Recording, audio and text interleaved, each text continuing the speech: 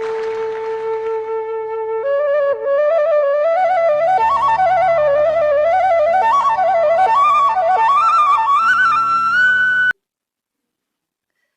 we have with us Guruji Nandakishore Ji Tiwari, humanitarian leader, poet, writer, visionary, spiritual master ಆಗಿದ್ದಾರೆ.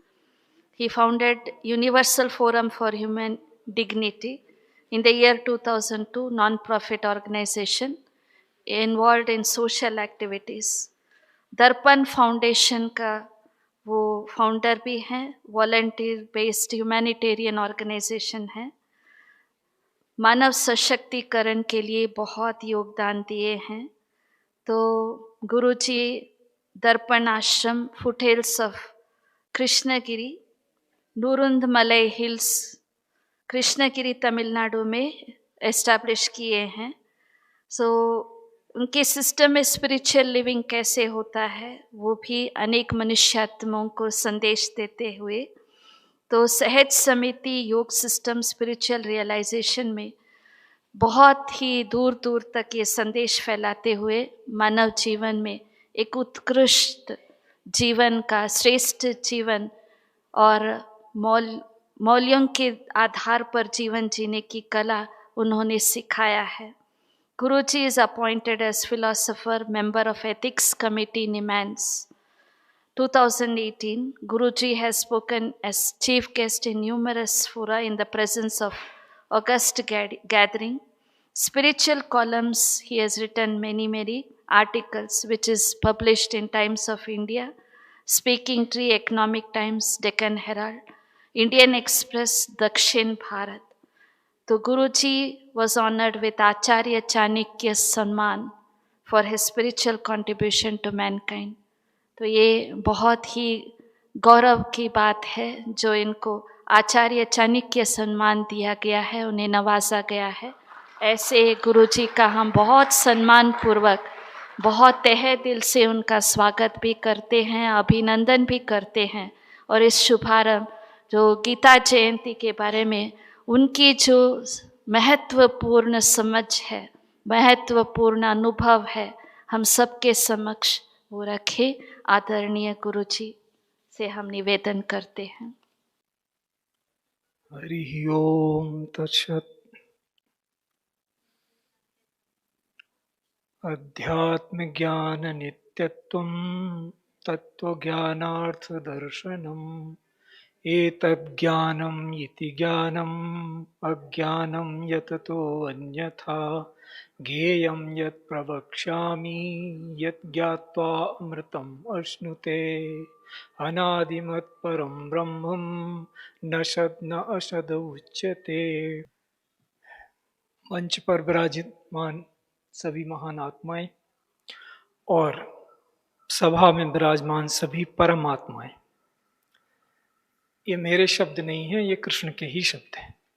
कृष्ण ही ये कहते हैं कि समोहम सर्वभूतेषु न मे दोषो न मे प्रिया. ना तो मुझे किसी से द्वेष है, ना कोई मेरा प्रिय है. यो भजन्ति माम भक्त्या मयि ते तेषु मां च. वो मैं हूं और वो मैं है. इस तरह से आप सब मेरी दृष्टि में परमात्मा हो. जब हम कुछ बोलते हैं तो हमें स्पष्ट करना पड़ता है. मैं ये मान के चल रहा हूं कि दो चीजें मुझे बैलेंस करनी है. एक तो लंच का टाइम हो रहा है तो आपकी तपस्या हो रही है, तो तप यज्ञ हो रहा है. आप बैठे हो तो जैसे हमारे वक्ता महोदय ने कहा, तो आप यज्ञ में शामिल हो, बैठे हो, यज्ञ हो रहा है. तप कर रहे हो क्योंकि भोजन से दूरी है अभी आपकी, और एक वक्ता और हैं उसके बाद. तो दान तो आप कर ही रहे हो क्योंकि आप समय दे रहे हो. तो यज्ञ दान तपस्या पावनानि मनीषिणाम. तो ये तीनों चीजों से आप पावन आत्मा तो हो गए यहीं सिद्ध. अब मैं ये मान के चल रहा हूं कि आप सब ने गीता का खूब अध्ययन किया है, आप सब मनीषी हो. मुझे गीता के बारे में कुछ नहीं बोलना है. क्यों? क्योंकि आप सब जानते हो. हमें ये देखना है कि गीता को जब हम कहते हैं कि जयंती क्यों है, हम ये कह रहे हैं कि इसमें एक ऐसी दृष्टि है, उसके बारे में कोई दूसरी दृष्टि क्या कर सकती है. जब इसमें विराट दृष्टि है और उस दृष्टि से हम सबको देखें तो सब हमें परमात्मा नजर आएगा. तो हम उसमें क्या जोड़ सकते हैं या घटा सकते हैं, हमारी कमी कहाँ हो रही है? 2-3 प्रश्न मैं आपके सामने छोड़ता हूं, क्योंकि सारे जो संवाद जब तक नहीं होता है, आपके मन में, सबने गीता पढ़ी है, सब श्लोकों से कोई ना कोई प्रश्न आपके मन में होगा, लेकिन क्या आप किसी आचार्य या ज्ञाता के पास गए हैं जिसको आपने समझा हो कि इससे मुझे पूछना चाहिए कि इसका उत्तर क्या है? फिर मनन करते हैं, फिर जीवन में लागू करते हैं, फिर देखते हैं ये सत्य है या नहीं है। क्योंकि जब तक वो अनुभव में सत्य नहीं है तब तक वो सत्य नहीं है, भले ही वो परम सत्य हो। तो ये हमने जो 2 श्लोक पढ़े वो एक उस चीज के लिए पढ़े कि कहते हैं कि अगर इस ज्ञान की परीक्षा ये है कि ये सनातन ज्ञान है, और इसका पता कैसे चलेगा आपको कि ये सनातन ज्ञान है? अगर आपको अमरत्व प्राप्त हो गया है, ये पढ़ने के बाद या कहीं से भी आपने अपने आप को अमर जान लिया, और जो अमर जान लेगा वो क्या करेगा? वो वही करेगा जो उसे करना चाहिए, वो नहीं करेगा जो उसे नहीं करना चाहिए। तो अगर यहां तक नहीं पहुंचे तो गीता पढ़ने का कोई लाभ नहीं है। फिर आपको उससे कुछ शब्द मिलेंगे, तो वो तो कृष्ण स्वयं ही कहते हैं कि शब्दादि विषयान त्यक्त्वा, शब्दों से परे उठ जाइए, तो फिर क्या मिलने वाला है वहां पे? तो मैं प्रश्न ये कुछ छोड़ रहा हूं आपके सम्मुख कि आज के परिवेश में जहां हम खड़े हैं, जितने लोग सनातन या गीता को मानने वाले हैं विश्व में, क्या वो बहुमत में है या अल्पमत में है? कितने हैं हम? संख्या का आज युग है, डेटा युग है। डेटा युग में अगर आप देखो तो हम 3-4 नंबर पे आते हैं सनातन धर्मी। तो अगर ये परम दृष्टि है तो इसको सारे लोग स्वीकार क्यों नहीं कर रहे हैं फिर? क्योंकि जो इसको परम दृष्टि स्वीकार कर रहे हैं वो एक नैरेटिव विश्वव्यापी नहीं बना रहे। अभी कुछ हमें दिख रहा है इस काल में कुछ होते हुए। अभी हमें अगर देश के स्तर पर देखें तो G20 में हमें लीडरशिप मिली है, तो हम अपनी बात कह रहे हैं, अपना नैरेटिव दे रहे हैं, और विश्व में इस समय नैरेटिव की बहुत बड़ी आवश्यकता है। कोई एक पूरी दृष्टि नहीं दे पा रहा है, सब टुकड़ों टुकड़ों में दृष्टि दे रहे हैं। आप देखो, लेकिन जब भी आप कोई भारत का जब साधु संत खड़ा होता है तो उनके पास जाओ, किसी गुरुजी के पास जाओ, तो वो कहते हैं देखो आ गए ना लौट के वापस। हम तो पहले ही कह रहे थे कि प्रकृति की पूजा कीजिए, अब सस्टेनेबल लिविंग गोल हो रहा है, तो ये तो हम पहले ही बोल रहे थे प्रकृति की पूजा करो। इससे कुछ नहीं होने वाला। आप सब कुछ पहले ही कह रहे थे, वो ठीक है, लेकिन विश्व क्या इसको मान रहा है? तो उसके लिए हमें क्या करना होगा वो सब हम लोगों को सोचना चाहिए कि अगर हमारी दृष्टि परम दृष्टि है तो फिर पूरा विश्व इसको उस स्वीकारोक्ति के साथ स्वीकार क्यों नहीं कर रहा है? उसमें हमारी कमी क्या है? तो अपना लिबरेशन तो छोटी बात है, गीता पढ़ते ही हर व्यक्ति मुक्त हो जाता है अगर उसने वास्तव में पढ़ा है। तो मुक्त हो गया, उसको क्या मोक्ष चाहिए? अब तो उसको देने की बात है कि वो कितने लोगों को मुक्त कर सकता है। तो ये कुछ प्रश्न है कि हमारे जीवन में उपयोगिता कितनी है जो हमने जाना उसकी। तो उससे सबसे पहले आता है कि ज्ञान और अज्ञान। तो ज्ञान परिभाषित कर दिया गया है, परिभाषित कोई करे, लेकिन जब आपके जीवन में वो सच उतरे तो आप उसको मानते हैं कि हाँ ये परिभाषा ठीक है। तो क्या हमें अज्ञानी बने रहने का अधिकार है कि नहीं? हम नहीं जानना चाहते, हमें ज्ञान नहीं चाहिए? नहीं है, क्योंकि अधिकार कहा ही उसको जाता है जो ज्ञान से प्राप्त होता है। तो इस तरह से केवल इतनी ही बातें मैं कहूंगा, क्योंकि मुझे समय के सामने घड़ी दिख रही है बारंबार, मैं नहीं चाहता कि बहुत ज्यादा समय लूं। कि आध्यात्म ज्ञान जो मेरे जीवन में जितने मेरा अपना अनुभव मैं बताता हूं कि आध्यात्मिक ज्ञान केवल 1-on-1 होता है जब एक गुरु एक शिष्य के पास बैठा है। ये भी मैं नहीं कह रहा हूं, गीता ही कह रही है। कैसे कह रही है? कृष्ण कहते हैं अर्जुन को, एक बार वो अपने जब वर्णन करते हैं अपनी विभूतियों का, तो वो कह देते हैं कि पांडवा नाम धनंजया, पांडवों में मैं ही धनंजय हूं। तो फिर क्या एकालाप कर रहे हैं क्या? कोई है ही नहीं वहां पे, जब आप ही धनंजय हो और आप ही व्यास हो। कवि नाम अहम, मुनि नाम अहम व्यास हो। व्यास भी आप हैं जिन्होंने लिखा, और जो पूछ रहे हैं आपको वो भी आप ही हो। तो फिर ये एकालाप है क्या? इसमें कोई दूसरा है ही नहीं। लेकिन गीता के अंत तक आते आते वो कहने लगते हैं कि जो इस गीता शास्त्र को सब में प्रचारित और प्रसारित करेगा उससे बड़ा मेरा प्रिय और कोई नहीं होगा। तो लगता है क्या सबसे बात कर रहे हैं क्या? और सारे लोग भी सुन रहे हैं उस बात को, या केवल संजय और धृतराष्ट्र तक बात पहुंच रही है? तो ये सारे प्रश्न आपको चिंतन मनन, जब हमें आया तो एक गीत बज रहा था कि चिंतन करना चाहिए। फिर एक बच्ची आई, उसने बहुत सुंदर शब्दों में प्रस्तुत किया। फिर नृत्य में जो उसने महाभारत और सब दिखा दिया, उसके बाद मैं क्या वर्णन करूंगा? उससे अच्छा वर्णन तो हो नहीं सकता। तो इस तरह से अब आती है बात वहीं की वहीं कि आप चिंतन में उस अवस्था तक पहुंचे क्या, जहां आया तो आप अपने को अर्जुन की जगह देखें या कृष्ण की जगह देखें, क्योंकि हम नहीं कह रहे हैं, कृष्ण ही कह रहे हैं कि मैं ही आप हूं, मेरा इसमें कोई आरोप नहीं है। गीता का दिन है, गीता की ही बात बोल रहा हूं कि तो या तो वहां से देखें तो फिर आपका कर्तव्य कितना बड़ा हो जाता है, अर्जुन की तरह देखें तो आप फिर नैरेटिव बनाने के लिए तैयार क्यों नहीं होते हैं पूरे विश्व में, खाली अपने यहाँ आके तो बहुत सुंदर है, जब हम हाल में बैठते हैं तो सारे भक्तिमय माहौल बना रखा है, जहाँ पे ईश्वरीय विश्वविद्यालय है ये, तो सब कोई पहले से ही शुद्ध होके आया है, तो यहाँ तो बहुत अच्छा माहौल है। लेकिन जब बाहर निकलते हैं दुनिया में तो वो क्या हम बाहर ले जा पा रहे हैं, वो माहौल, वो चीज हम ले जा पा रहे हैं, इसमें हम कितना प्रयास कर रहे हैं।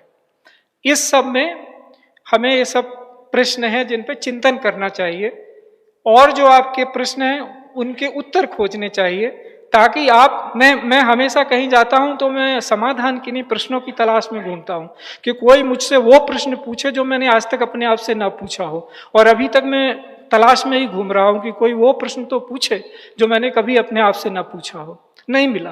तो इसलिए ये हमारी जो भूमि है वो जिज्ञासुओं की भूमि है, यहाँ प्रश्न ही पूछे जाते रहे हमेशा, उसी के साथ साथ प्रतिष्ठा होती रही।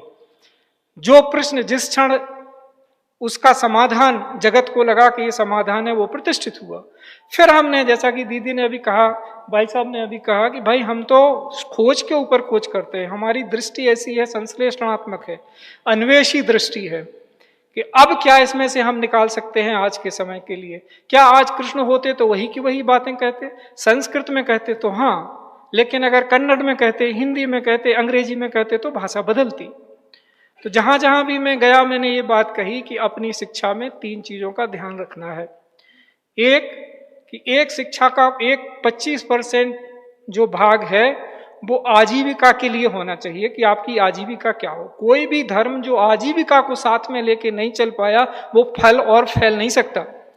आजीविका के आपको उपाय करने होंगे, तो 25% जो शिक्षा है वो आजीविका के लिए हो, 25% शिक्षा उस आजीविका से संबंधित खोज के लिए हो कि कितना आप उसमें नए अनुसंधान करते हैं, आजकल जिनको हम कहते हैं इनोवेशंस हो रहा है, तमाम तरह की चीजें आ रही हैं, तो नई नई तरीके से ज्ञान को अप्लाई किया, उसके लिए होना चाहिए। और 50% बचा हुआ जीवन कैसे जिए इसके लिए होना चाहिए, क्योंकि सब कुछ कर लेने के बाद अगर आपको जीना नहीं आया तो धरती को आप तहस नहस कर देंगे। आज देख रहे हैं आप, डेवलप्ड कंट्रीज के बीच में युद्ध हो रहे हैं, मार सबके ऊपर पड़ रही है, क्योंकि अब विश्व ऐसा नहीं बचा कि जहां हम अकेले रह सकें, हमें पूरे को अपने ध्यान में रखना होगा। आज कोई भी दृष्टि अगर वैश्विक दृष्टि नहीं है, सबका हम ख्याल नहीं रख सकते हैं, तो हमारी दृष्टि नहीं मानी जाएगी। लेकिन हमें कह रहे हैं गीता में वो दृष्टि है, भारतीय दर्शन में वो दृष्टि है जो सबको सम्मोहित कर सकती है और अहिंसा पूर्वक कर सकती है। इतना विशाल दर्शन केवल और केवल भारत भूमि पे है। कोई अपने आप को सनातन नहीं कहता, हम ही हैं जो कहते हैं कि ना हमारा आदि है ना अंत है, और हम उसको कहते हैं कि कम से कम आप अमर हो जाओ तो आपको थोड़ा थोड़ा समझ में आने लगेगा। पहले अमरत्व पाओ, फिर अनंतत्व पाओ, तब सनातन तक पहुंचो। तब इतनी विशाल हमारी दृष्टि है कि हम सबको जीने का एक सुंदर विजन दे सकते हैं। तो हम सबको, हम सभी भारत हैं। भारत कौन है? हम अपने संविधान में लिखते हैं we the people of India, तो हम भारत के लोग, हम ही भारत हैं। तो हम सबका ये महत दायित्व है, वही महात्म्य है, वही जयंती है हमारी, कि अगर जो हमारा विजन है उसको हम पूरे विश्व में सबकी स्वीकृति से, वो अपने मन से माने कि नहीं ये आपका विजन बड़ा है, लेकिन हम बोल ही नहीं रहे हैं। हमारी जबान ऐसी दबी हुई है कि हम भी नहीं बहुत सारे रिलीजन है उसमें एक हम भी हैं, नहीं हो आप उनमें से। आपका तो गीता ही कह रही है कि सर्वधर्मान परित्यज, तो किसकी आप बात कर रहे हो? आप बहुत ही इतने विशाल दृष्टि के धाता हो, इतने विशाल दृष्टि के धारण करने वाले हो, दोनों ही आप हो, माता धाता। तो उसको बस आपको अपने साहस से उसको निकालना है। यही अर्जुन का प्रश्न भी था, उन्होंने भी यही कार्पण्य दोष हो अपहत स्वभाव, कि मुझे कायरता रूपी दोष लग गया है इसलिए आप हटाइए। तो ये अपने आचार्यों से, जिसको भी आप महान मानते हो, जो भी आपकी दृष्टि में हो कि इससे प्रश्न पूछने पे हो सकता है मेरी समस्या का समाधान हो जाए, जाके अवश्य पूछिए, संकोच न करिए, ताकि आप पूरे विश्व में फैल सके एक एक व्यक्ति। इतना साहस आप सब में होना चाहिए। मैं इतना ही कहूंगा कि जब तक आप किसी जीवित व्यक्ति में कृष्ण को नहीं देख सकते, या जो भी आपका आराध्य है, तो आपको कुछ भी नहीं मिलने वाला, क्योंकि उसके आप मनुष्य हो। आप मनुष्य में ही वो चीज देखोगे, तब आपका भरोसा बढ़ेगा। किताब पढ़ने से कुछ नहीं होता, थोड़े से शब्द आ जाते हैं, थोड़ा सा आपको सिलेबस दूसरी चीजों में होता है, जो विषयों के ज्ञान है, फिजिक्स है, केमिस्ट्री, इनमें होता है, लेकिन आध्यात्मिक दृष्टि से किताबें पढ़ने से कुछ नहीं होता। ये मेरा वचन नहीं है, शंकराचार्य का वचन है कि रियलाइजेशन के लिए पुस्तकों की आवश्यकता नहीं होती, और रियलाइजेशन के बाद पुस्तकों की आवश्यकता नहीं होती। तो इस तरह से ये 2-3 चीजें मैंने आपके सामने छोड़ी हैं, और मैं बहुत बहुत आभारी हूँ ईश्वरीय विश्वविद्यालय का कि उन्होंने इतना समय दिया और मुझे सबको सुनने का मौका मिला, और आप सबका दर्शन मुझे प्राप्त हुआ। मैं इसके लिए आप सबका आभारी हूँ। बहुत बहुत धन्यवाद।